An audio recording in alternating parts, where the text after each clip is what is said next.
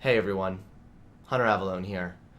Now, as you all know, I am Toucansexual, a lesser known identity, and I have been Toucansexual now for quite some time. I am Toucansexual. I've been very open with the internet about my Toucansexuality, but I really wanted to find some more tolerance and some more acceptance from like-minded people. So I figured, what better place to go than my local Pride March?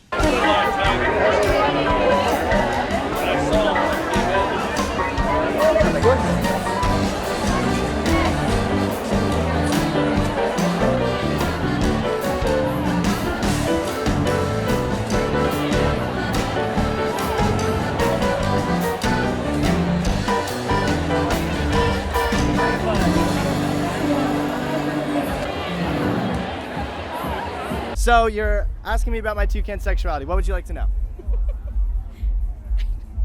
It's about a bird, is it? What is it? Ask me about my Toucansexuality. What would you like to know? What is it? Well, it means that I kind of identify as a toucan. Like, I've always felt like a special connection with them, kind of. And I figured at the Pride March, this would be the best place to find acceptance. What do you Okay. think? Yeah. You know, sometimes I literally look at cats and I'm like, I get it. Awesome. Yeah. That's interesting. Well, since you're here, may I? Sure. Awesome. So you have more Are friends? Toucansexuals allowed at your church? You know what? It's pretty much all accepting. So, how about this? Why don't I hand you a few more? That's kind of what happened to me. Is I was like at a petting zoo when I was younger, and I saw a toucan, and I just kind of felt like a sort of almost like a spiritual connection. I guess, do you tolerate the fact that I'm Toucansexual? Like, is that, I know the Pride March is about acceptance. Do you accept me for being a toucan? Sure. Thank you.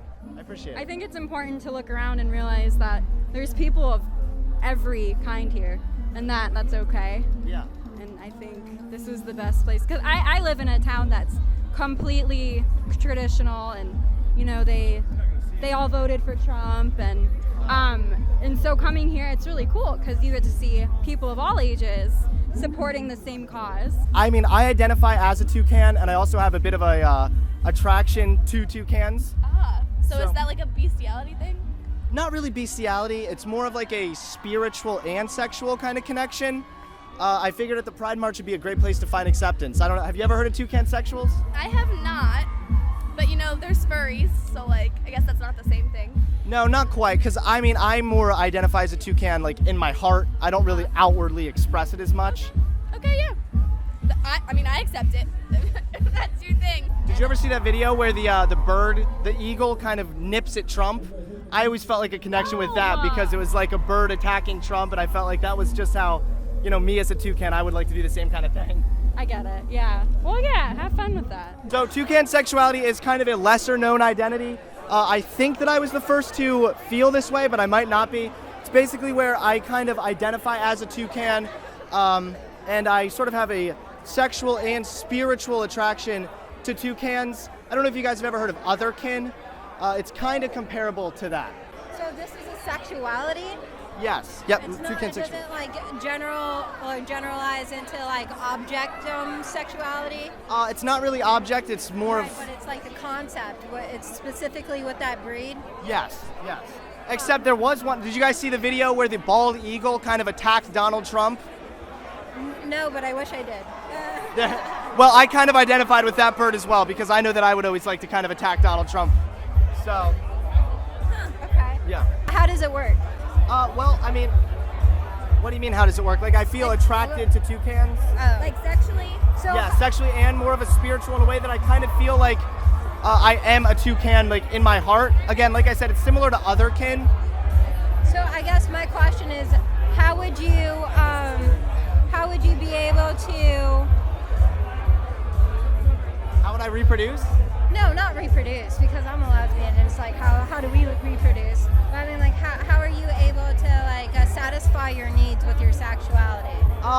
It's kind of difficult right now, but that's kind of why we're raising awareness for it. I wish I could give you a more specific answer, but that's a little personal for me. Well, good luck, and I appreciate your boldness. Thank you. Thank you, I appreciate it. You guys have a good one. I figured at the Pride March, this would be kind of a place to sort of like come out of like the closet or the cage or whatever and let everyone know. about my identity. Have you ever heard of toucansexuality? I have not, and I'm wondering, are we referring to like the bird, or is this Yes. something different? It is the toucan. bird. Yes. Thank you for educating me. No problem. Absolutely. We're kind of asking what people think. We're thinking about getting a petition rolling to get them to add it to LGBT. So it'd be LGBTT, the second T being for toucansexuality. Do you guys think that's a good idea? What do you think? We were kind of talking about adding the toucansexual to the LGBT acronym, so it'd be like LGBTT, T for trans, and then T for toucansexual. How would you guys feel about that? Do you think it's not really known enough to add it, or would you guys be willing to like support the cause to add another T to LGBT? I think it's a great idea. If there are people out there who need to find a place to identify with and they can bring others together, then go for it. I think it's amazing. I mean, to me, it's LGBTQIA+, so I feel like the plus sort of adds like sort of the lesser known ones. Okay. I think about the same thing, because like with the plus, it adds like other stuff into the spectrum. I know this girl meant well, but honestly, it was so offensive and it really hurt my feelings that she believed my identity should be written off as a mere plus sign. I deserve to be equally represented in the LGBT community. Right, so it's kind of like that, but it's specific to toucans. So I kind of identify as a toucan. I'm attracted to toucans in a sexual, but also like a spiritual way. So kind of like a fur. Furry. Yeah, in a way, yeah, furries. in a way, because he's a fur. Yeah. Okay, very cool, very cool. Red panda. He's a fur too. Very cool. Cool. So you guys have never heard of toucansexuality until now? No. Never. No. No. I just Really? No idea what the hell it is. Yeah, it's definitely lesser known, and we're kind of working on. I want to know you guys' opinion. We kind of want to add it to the LGBT, so we want it to be LGBTT, the other T being toucansexual, trans and toucansexual. What do you guys think about that? Wait, whatever floats your boat. I don't care. There you go. It works. Yeah, pretty cool. Hey, I say if it makes you happy, fuck what everybody says. Thank you. Thank Yeah. you. Yeah, I agree. Although everyone I spoke to seemed to be very accepting, very tolerant, and they all accepted me for being toucansexual, there was one individual who seemed to be full of bigotry and hatred. This guy was actually one of the leaders of the march, and he went as far as to get the police involved. Talk about discrimination against toucansexuals. One of the Pride leaders was very bigoted against Hunter. He did not seem to accept at all his toucansexuality, and he even brought the police in. Start recording. Is there a problem? Yeah, apparently you guys are causing an issue. We were not causing an issue. This gentleman was we say ask us about it. People have been coming up asking us questions. We have it all on camera. And then this gentleman actually came over, put his hands on me, and then told me there was some kind of an issue when everyone consented to talk to me. We were not causing an issue whatsoever.